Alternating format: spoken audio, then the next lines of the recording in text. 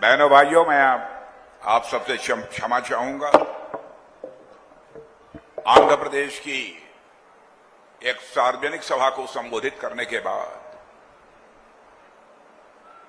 तो मैं यह मंच से उतर रहा था। आप लोगों ने देखा होगा कि मेरी जल्दी जल्दी चलने की आदत है, जल्दी जल्दी चढ़ने की आदत है, जल्दी जल्दी उतरने की आदत है। उसी में मेरा पैर फिसल गया था, इसलिए एक पैर में, दाहिने पैर में चोट लग गई है।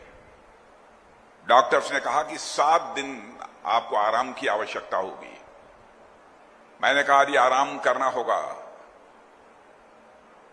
तो मैं 30 तारीख को बाद, जबकि चुनावी प्रचार का दौर समाप्त होगा, तभी मैं आराम करूंगा, उसके पहले आराम नहीं करूंगा।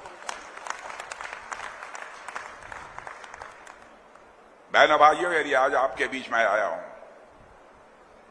कुछ दर्द भी लेकर आया हूं और कुछ दो टूक बातें करने के लिए भी आपके पास आया हूं। पहली बात तो मुझे यह लगती है, हरियाणा का लोकसभा का चुनाव इस समय हो रहा है, हरियाणा के साथ साथ पूरे देश का चुनाव हो रहा है और उसके 6 महीने के बाद फिर हरियाणा विधानसभा का भी चुनाव होगा। आप जानते हैं कि हर साल विधानसभा का चुनाव होता है, 5 साल पर लोकसभा का चुनाव होता है। बहनों भाइयों, इसमें संसाधन और समय दोनों बर्बाद होते हैं। जैसे इस बार हम लोगों ने चुनावी घोषणा पत्र में फैसला किया है कि अगली जो हमारी सरकार बनने जा रही है उसमें हम एक ऐसी व्यवस्था करेंगे, 1 नेशन और 1 इलेक्शन होना चाहिए। लोकसभा और विधानसभा के सारे चुनाव साफ होने चाहिए। यह काम तो आजाद भारत के इतिहास में बहुत पहले हो जाना चाहिए था, लेकिन पता नहीं क्यों नहीं हो पाया। और जब हम लोगों ने कहा कि नहीं, हम चाहते हैं कि 1 नेशन 1 इलेक्शन हो, एक ही बार में लोकसभा विधानसभा सारे चुनाव निपट जाएं, हमारे कांग्रेस के मित्र और दूसरे राजनीतिक पार्टी के मित्र कहते हैं अरे भाई ये कैसे कर लेंगे। अरे जो असंभव है उसे संभव करके दिखाने की क्षमता किसी राजनीतिक पार्टी के पास है तो वह भारतीय जनता पार्टी के पास है।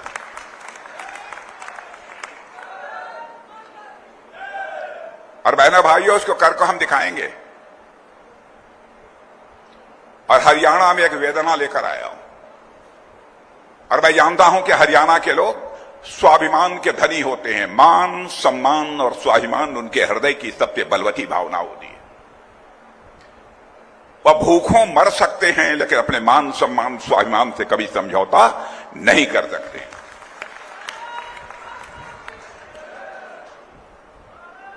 और मैं समझता हूं कि सबसे बड़ी पूंजी इंसान की होती है, इंसान की विश्वसनीयता, इंसान की साख। यानी कोई व्यक्ति जो बात बोले उसे पूरा करे, वही वास्तव में इंसान है। लेकिन मैं सारी राजनीतिक पार्टियों को देख रहा हूं, कहती कुछ है और करती कुछ है। आप लोगों ने कांग्रेस पार्टी को इस देश में 50 वर्षों से अधिक का समय अखंड हुकूमत करने के लिए दिया। पंडित जवाहरलाल नेहरू ने भी कहा था हम गरीबी को समाप्त करेंगे इस भारत से, क्योंकि भारत अब आजाद हो गया है। श्रीमती इंदिरा गांधी ने कहा कि मैं भी समाप्त करूंगी। राजीव गांधी जी आए, उन्होंने भी कहा कि हम गरीबी समाप्त करेंगे। डॉक्टर मनमोहन सिंह जी आए, उन्होंने भी कहा कि हम गरीबी समाप्त करेंगे। बहनों भाइयों, गरीबी समाप्त नहीं हुई। और मेरे आंकड़े पर यदि किसी को संदेह हो तो मैं अपने प्रेस के दोस्तों से भी कहना चाहता हूं, वह इसको वेरीफाई कर सकते हैं, इसको सत्यापित कर सकते हैं। आजाद भारत के बाद, आजाद भारत में पहली बार किसी प्रधानमंत्री ने 25 करोड़ लोगों को गरीबी रेखा से बाहर करने में कामयाबी हासिल की है, तो उसका नाम है श्री नरेंद्र मोदी। और मैं आपको यकीन दिलाकर जाना चाहता हूं बहनों भाइयों, भारत की पूरी गरीबी को समाप्त करने में बामुश्किल 10 से लेकर 15 वर्षों का ही समय लगेगा यदि हमारी सरकार आगे काम करती रही। आज तक जो हम लोगों ने कहा है उसे किया है। कोई हमको बतला दे, हमारे यहां कोई व्यक्ति गलत वादे कर सकता है, लेकिन पार्टी का जहां तक सवाल है, पार्टी मेरे बहनों भाइयों कभी गलत वादे नहीं कर सकती है। मैं आपको याद दिलाना चाहता हूं, 1951 में जब भारतीय जनसंघ के रूप में हम लोगों ने अपनी राजनीतिक यात्रा इस भारत में प्रारंभ की थी, उस समय हम लोगों ने कहा था जिस दिन हमारी केंद्र में सरकार बन जाएगी, धारा 370 जिसके तहत जम्मू कश्मीर को विशेष राज्य का दर्जा प्राप्त है, उसे हम चुटकी बजाकर समाप्त कर देंगे। और आपने देखा कि समाप्त कर दिया। हम लोगों ने कहा था जिस दिन दिल्ली के संसद के दोनों सदनों में हमको स्पष्ट बहुमत मिल जाएगा, ऐसी परिस्थितियां पैदा होंगी कि अयोध्या की धरती पर भव्य राम का मंदिर बनकर रहेगा। और आपने देखा, बन गया। और बहनों भाइयों, मुझे याद है कि जिस समय हम लोग 1984 में झंडे लेकर रामलला का नारे लगाते थे कि रामलला हम आएंगे, मंदिर यहीं बनाएंगे, हमारे विरोधी ये कहते थे, हां बेटा रामलला हम आएंगे, मंदिर यहीं बनाएंगे, लेकिन तारीख नहीं बताएंगे। बहनों भाइयों, अब 22 जनवरी का दिन आ गया कि हमारे प्रधानमंत्री ने 12 दिन का अखंड उपवास करके धर्माचार्यों के मार्गदर्शन में रामलला की प्राण प्रतिष्ठा अयोध्या में कर दी। अब आपको कैसा लगता है ये तो मैं नहीं जानता, लेकिन मैं जितना जानता हूं भारत के सांस्कृतिक और धार्मिक इतिहास को, उस आधार पर मैं कह सकता हूं बहनों भाइयों, मुझे तो लगता है अब रामलला अपनी कुटिया से निकलकर, अपनी झोपड़ी से निकलकर अपने महल में प्रवेश कर चुके हैं। भारत में राम राज्य का आगाज होकर रहेगा और दुनिया की कोई ताकत रोक नहीं सकती।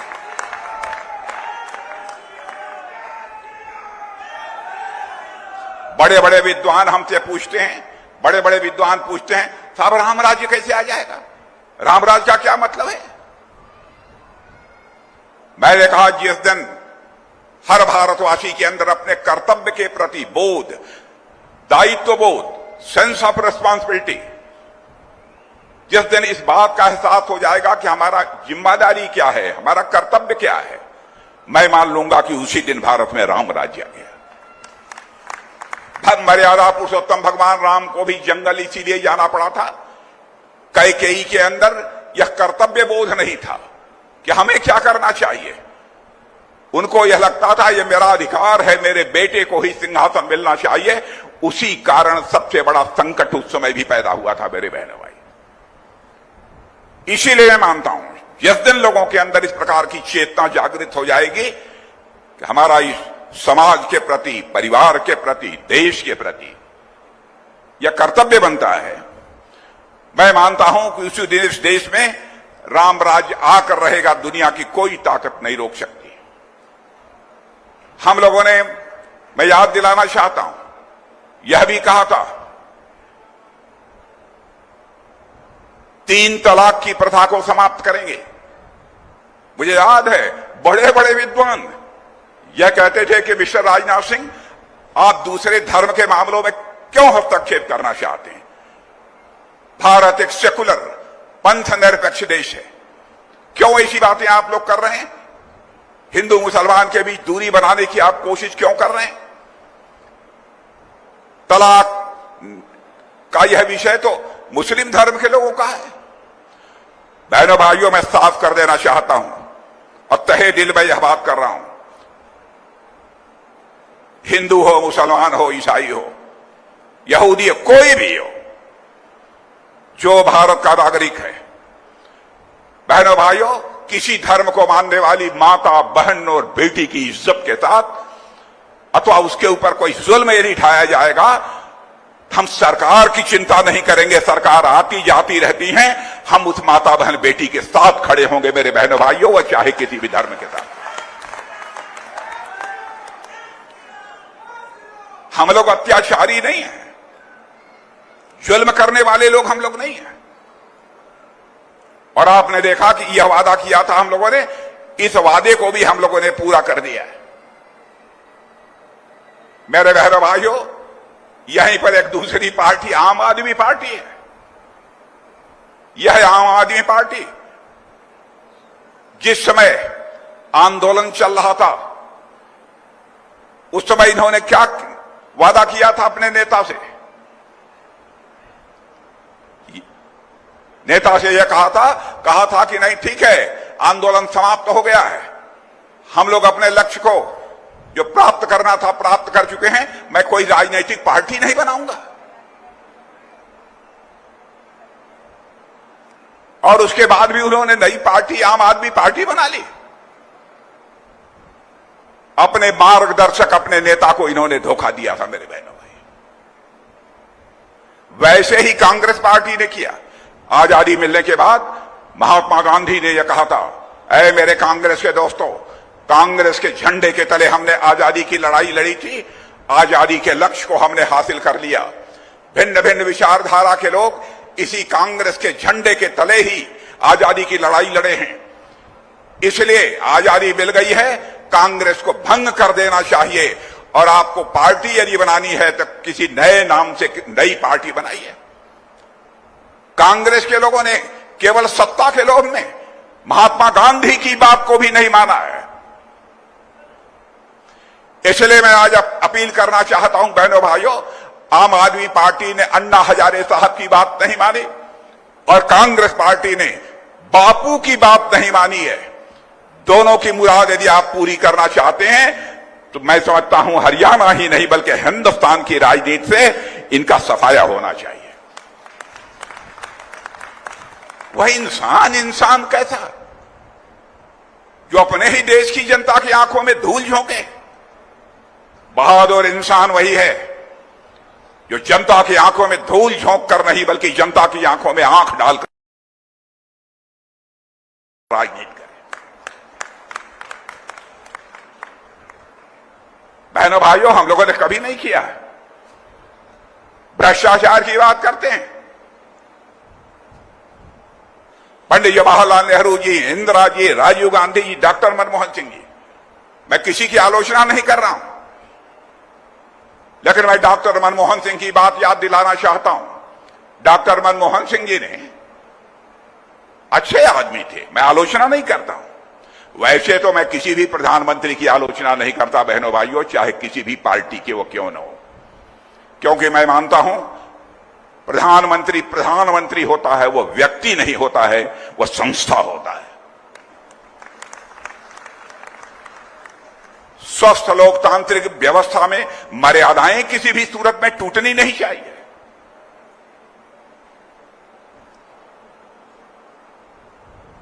ये लोग महंगाई को रोक नहीं पाए।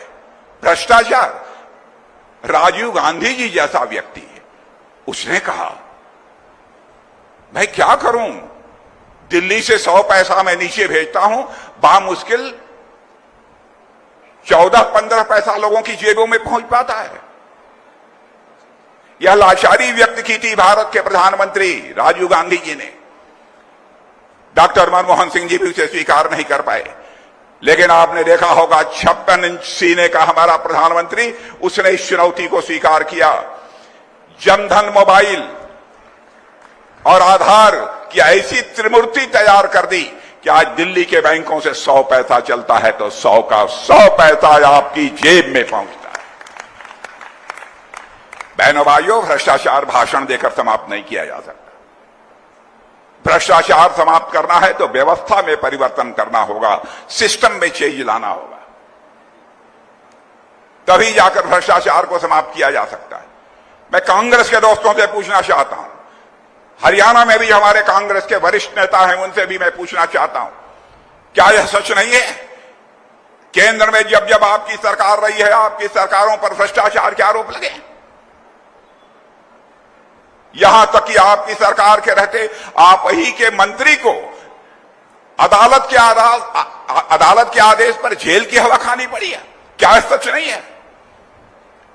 कोई मां का लाल यह बतला दे, चाहे आदरणीय अटल बिहारी वाजपेयी जी की सरकार रही हो अथवा नरेंद्र मोदी जी की सरकार रही हो, किसी मंत्री के दामन पर एक भी भ्रष्टाचार का कोई छींटा लगाओ। जनता को झूठ बोलकर, आंखों में धूल झोंककर आप समर्थन हासिल करते हैं। मैं समझता हूं 75 वर्षों में इस आजादी के काल में अपने मतों का प्रयोग करते करते पर जनता राजनीतिक दृष्टि से अब काफी जागरूक हो चुकी है। जनता को कोई गुमराह नहीं कर सकता मेरे बहनों भाई। ये कहते हैं मोदी जी को 400 से अधिक सीटें मिल गई, लोकतंत्र खट्टे पर पड़ जाएगा, तानाशाह बन जाएंगे। मैं आपको याद दिलाना चाहता हूं, पुराने लोग जो यहां पर बैठे हैं, 1975 में उसके पहले के चुनाव में श्रीमती इंदिरा गांधी चुनाव हार गई थी। पिटीशन था, हाई कोर्ट में पिटीशन हार गई। नैतिकता के नाते उन्हें अपने पद से त्याग पत्र दे देना चाहिए था, लेकिन उन्होंने क्या किया, देश में इमरजेंसी लगा दी, लोकतंत्र का गला घोंट दिया, लाखों की संख्या में उठाकर जेल के शिक्षों के पीछे डाल दिया। बहनों भाइयों, मैं 24 साल की हमारी उम्र थी, मैं भी भुक्तभोगी हूं। 24 साल की उम्र में मुझे 2.5 महीने तन्हाई में रखा है मिर्जापुर की जेल में, जिसे वेरीफाई करना हो वेरीफाई कर ले, और उसके बाद उठाकर सेंट्रल जेल नैनी में ट्रांसफर कर दिया। 18 महीने की यातना हम लोगों ने जेल की सही है। कांग्रेस के कारण लोकतंत्र का गला इन लोगों ने घोटा था। अब जब मेरी मां की सदमे में मृत्यु हो गई, जब मेरे चचेरे भाई उन्होंने यह बतलाया इमरजेंसी 1 साल के लिए और बढ़ गई, स्वाभाविक है, मां होती है मेरे बहनों भाइयों, ब्रेन हेमरेज हो गया। माता आनंदमयी हॉस्पिटल में वाराणसी में 27 दिन तक भर्ती हुई, बाद में इस दुनिया से चल बसी। इन्होंने मुझे पेरोल तक भी नहीं दिया, और बहनों भाइयों, मैंने याचना भी सरकार के सामने नहीं की कि उनको पेरोल मिलना चाहिए, क्योंकि मैं याचना नहीं करता हूं, मैं रण में विश्वास करता हूं। ये झूठे आरोप लगाकर भोली भाली जनता को ये लोग गुमराह करते हैं मेरे बहरे भाइयों। कोई हो तर्क कर ले मुझे। अब आम आदमी पार्टी का नेता क्या हो गया है बताइए? ईमानदार, सबसे बड़ा ईमानदार यदि कोई बनता था तो केजरीवाल जी बनते थे। कहते हैं ये तो मोदी जी ने उनको जेल के भीतर करा दिया। अरे भाई, मोदी जी ने उनको जेल के भीतर करा दिया तो संजय सिंह भी जेल में गए थे, उसी दारू के मामले में 6 महीने के बाद क्यों छूट गए? छूटे नहीं है, भी केस चल रहा है, जमानत मिली है। क्या आप चाहते हैं कि हमारी सरकार भ्रष्टाचार के खिलाफ कार्रवाई न करे? और बहनों भाइयों, सरकार का कोई लेना देना नहीं है, मैं सच बोल रहा हूं। ईडी सीबीआई को ये लोग पहले काम नहीं करने देते थे, नेताओं को भ्रष्टाचार करने की खुली इजाजत देते थे। 2014 के पहले, हमारी सरकार आने के पहले, केवल ईडी सीबीआई इतनी बड़ी संस्था, इतनी बड़ी फौज, केवल इस देश में भ्रष्टाचार के मामले में 32 लाख रुपया जब्त किया था इन लोगों ने। कांग्रेस के शासन की बात बतला रहा हूं, 32 लाख। और इस बार की भ्रष्टाचार के खिलाफ हम लोगों ने मुहिम छेड़ी है मेरे बहनों भाइयों, तो आपको जानकर गौरव की अनुभूति होनी चाहिए कि इस बार लगभग 22,000 करोड़ रुपए या कैश बरामद किए गए हैं। और इतना ही नहीं, 1 लाख करोड़ से अधिक की संपत्ति जब्त की गई है। आप लोग ये क्यों नहीं, ये लोग नेता लोग, हिम्मत है, ईमानदारी है तो खुलकर जनता से बात करो। आप 50-55 वर्षों तक हुकूमत किए, 32 लाख रुपया भ्रष्टाचार में आप लोगों ने जब्त किया। कहां ये बड़े बड़े नेता आलीशान महल बनाकर घूमते हैं?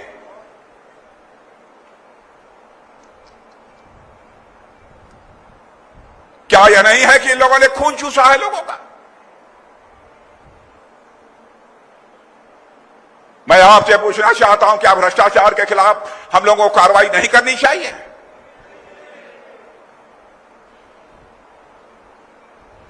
इस पर भी अंगुली उठाई जाती है। मैं जानता हूं ये सब सारे लोग बड़े चतुर होते हैं, आपके सामने आकर गलत तर्क पेश करेंगे, लेकिन मेरे सामने आकर गलत तर्क पेश करें।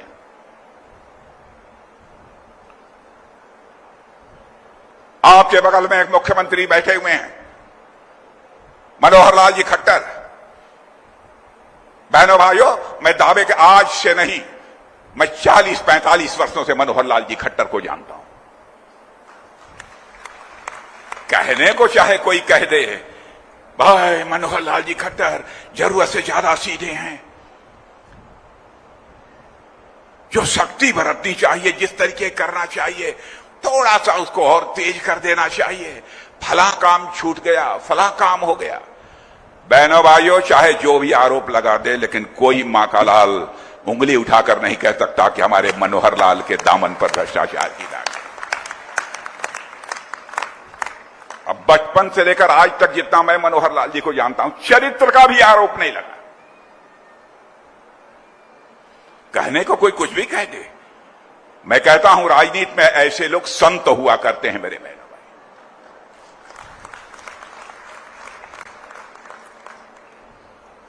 देश आगे बढ़ रहा है, भारत का कद दुनिया में ऊंचा हुआ है मेरे बहनों भाइयों।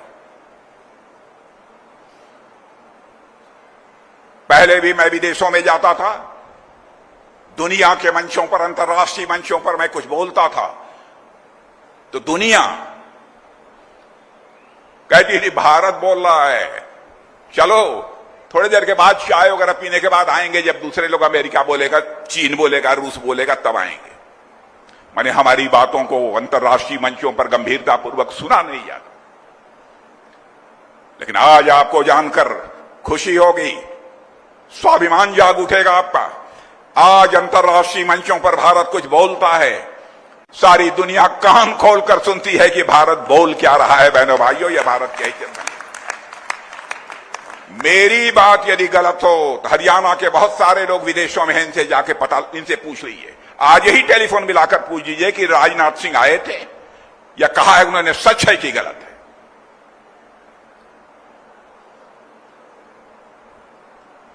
मैं झूठ बोलकर आपका समर्थन नहीं हासिल करना चाहूंगा।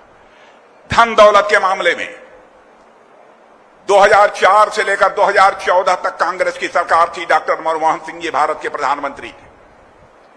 हमारा भारत दुनिया के देशों में 2004 में भी 11वें स्थान पर था धन दौलत के मामले में, अर्थव्यवस्था के मामले में, और 2014 में भी 11वें स्थान पर था, 1 इंच ऊपर नहीं चला। हमारे प्रधानमंत्री ने करिश्मा किया है मेरे बहनों भाइयों, करिश्मा किया है।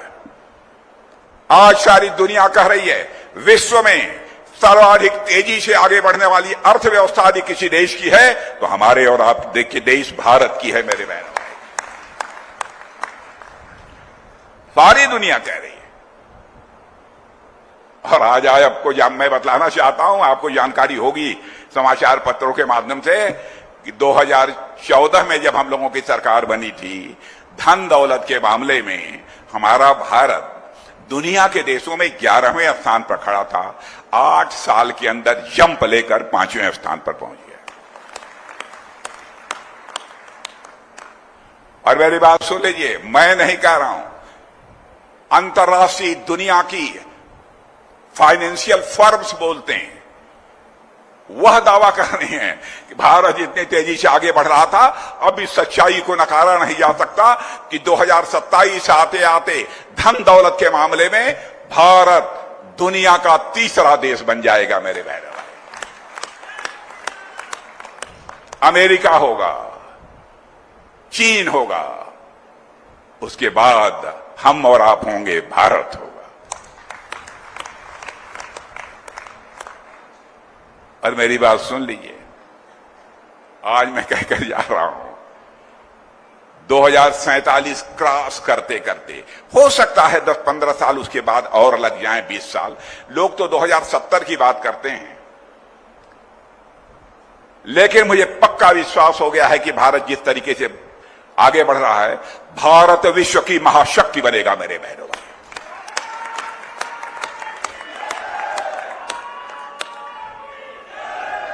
भारत विश्व की महाशक्ति बनेगा। और आप ये कहेंगे कि राजनाथ सिंह की सरकार है इसलिए राजनाथ सिंह ये भाषण दे रहे हैं। पाकिस्तान के संसद में पाकिस्तान के सांसद फजलुर रहमान ने यह कहा है कि भारत तो विश्व की महाशक्ति बनने जा रहा है, लेकिन पाकिस्तान अपनी बर्बादियों को बचाने की लोगों के सामने हाथ फैलाकर भीख मांग रहा है। यह मैंने नहीं कहा है, पाकिस्तान के सांसद ने कहा है। मैंने ही विश्व की महाशक्ति नहीं कहा है। और बहनों भाइयों, यदि हम विश्व की महाशक्ति बनना चाहते हैं तो दुनिया के किसी देश पर कब्जा करने के लिए नहीं, किसी देश पर आक्रमण करने के लिए हम विश्व की महाशक्ति नहीं बनना चाहते हैं। विश्व की महाशक्ति यदि हम बनना चाहते हैं तो विश्व के कल्याण के लिए बनना चाहते हैं बहनों भाइयों, क्योंकि हमारे देश के ऋषि और मनीषियों ने भारत की सीमा में रहने वाले लोगों को ही अपने परिवार का सदस्य नहीं माना है, बल्कि पूरे विश्व की वसुधा पर रहने वाले सारे लोगों को अपने परिवार का सदस्य मानते हुए वसुधैव कुटुंबकम का संदेश सारे विश्व को दुनिया की किसी देश की धरती से गया है तो हमारे और आपके देश की धरती भारत से है। हम ऐसा नहीं है हम बलवान हो जाएंगे तो हम किसी पर आक्रमण करेंगे। बलवान हो जाएंगे हम उसको संबल देंगे, ताकत देंगे। एक से एक जीव हो गए हैं कांग्रेस में, एक से एक जीवधारी। एक सैम पित्रोदा हैं, कहते हैं कि भारत में भी ये व्यवस्था लागू कर। कांग्रेस के हैं, इंडियन ओवरसीज कांग्रेस के अध्यक्ष थे, अब त्यागपत्र दिया है। कांग्रेस के लोगों ने त्यागपत्र दिलवाया कि अब मैं हार जाएंगे। सारे सब कुछ वही बतलाते थे इन लोगों को, बहुत बड़े सलाहकार थे। उन्होंने कहा भारत में सर्वे, तो राहुल गांधी बेचारे ने कहा, अब क्या बताऊं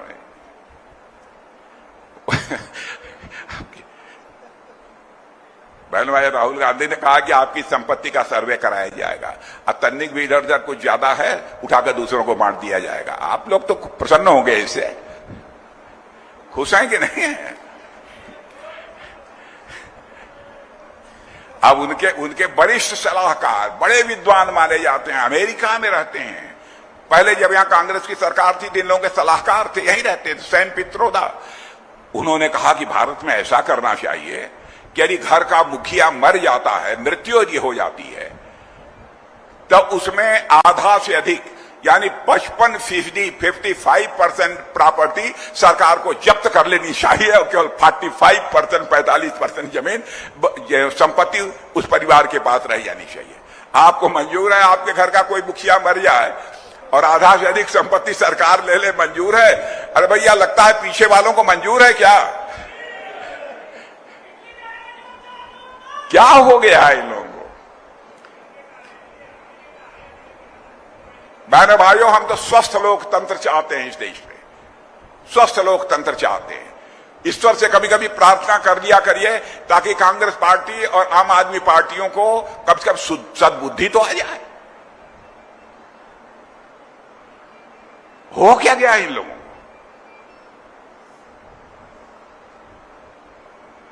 अरे बहनों भाइयों, रक्षा के मामले में भी हम लोग कमजोर नहीं है। बताइए, 2006 में एक सच्चर कमेटी कांग्रेस ने बनाई थी। उसने कहा देखो, सेना में गिनती कराओ, कितने हिंदू हैं, कितने मुसलमान हैं, कितने ईसाई हैं।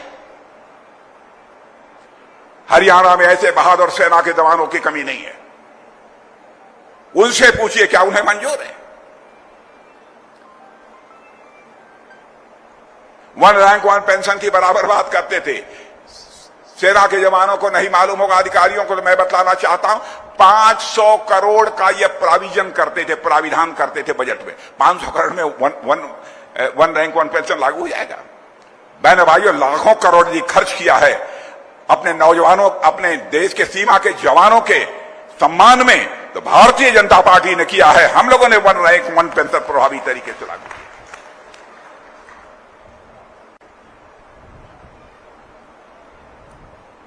और एक और हैं बड़े नेता, अभी आए, पहली तारीख को फिर से जेल में चले जाएंगे। 20 दिन से छूटे हुए हैं आम आदमी पार्टी वाले, चले जाएंगे। उनका विदाई समारोह कर दीजिए, 1 जून को जाने वाले हैं। बहनों भाइयों, उन्होंने वादा किया था, अन्ना हजारे से ही नहीं समस्त देशवासियों से वादा किया था यदि मैं मुख्यमंत्री बन गया दिल्ली का तो कभी सरकारी आवास में नहीं रहूंगा। जाकर देख लीजिए, शीश महल सरकारी पैसे से बनवाया है उन्होंने। शीश महल में रहते हैं और उसी शीश महल में अपनी ही पार्टी की सांसद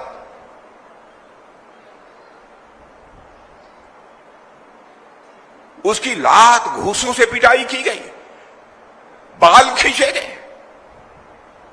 महिला महिला होती है मेरे बहनों भाई।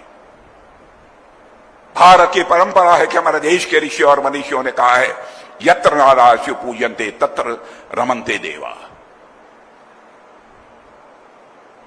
और वह उनकी सांसद है, राज्यसभा की सांसद है। और जिस उनके निजी सचिव ने पिटाई की घर में, मैंने कुछ दिनों पहले देखा कि अपने साथ लेकर घूम रहे थे। आज एक लफ्ज उसके बारे में नहीं बोलते हैं।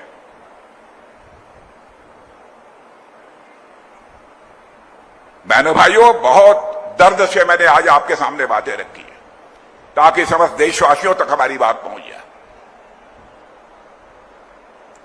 इस समय हमारे प्रधानमंत्री मोदी जी के नेतृत्व में एक नई सोच के साथ नए भारत का निर्माण हो रहा है। यह बात मैं दावे के साथ कह सकता हूं।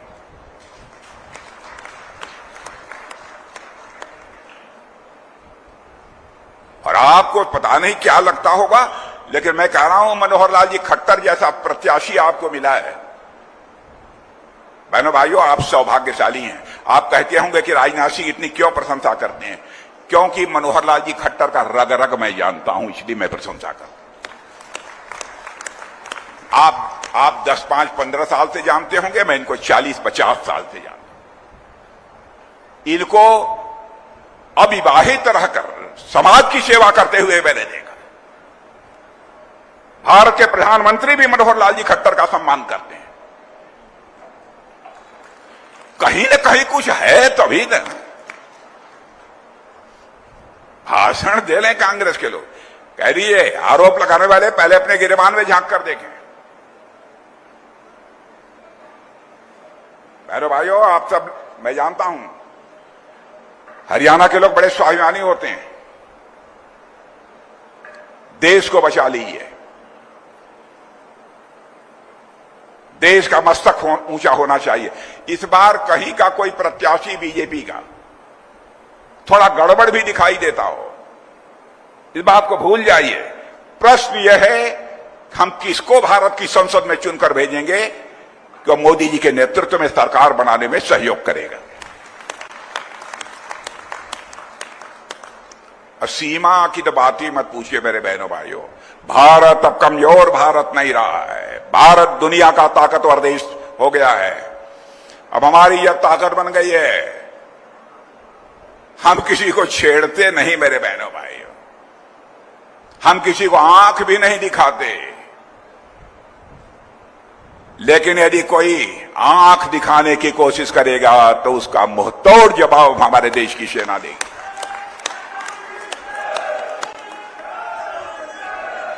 और मेरे बहनों भाइयों, मेरी बात सुन लो, मेरी बात आप सुन लो। भारत कमजोर भारत नहीं है। भारत के पास वह ताकत है कि सीमा के इस पार भी मार सकता है। जरूरत पड़ी तो सीमा के उस पार भी जाकर भारत मार सकता है। यह भारत की ताकत है। इसलिए मैं आप सभी लोगों से निवेदन करूंगा, कमल का फूल, माताएं बहनें बैठी हैं, उनके सामने भी उनके सम्मान में मैं शीश झुकाता हूं।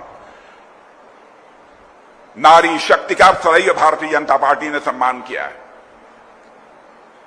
और आप देखिए, परमात्मा की कृपा, भारत को धनवान ही यदि बनना था तो ये बीजेपी जब पूर्ण बहुमत से सरकार बना ली तभी से भारत धनवान बनना शुरू हुआ। कारण जानते हैं? कारण जानते हैं? बैंक पहले घाटे में चलते थे। 3 लाख, जाकर नोट करके देख लीजिएगा, कम 3 लाख करोड़ के मुनाफे में भारत के बैंक चल रहे हैं।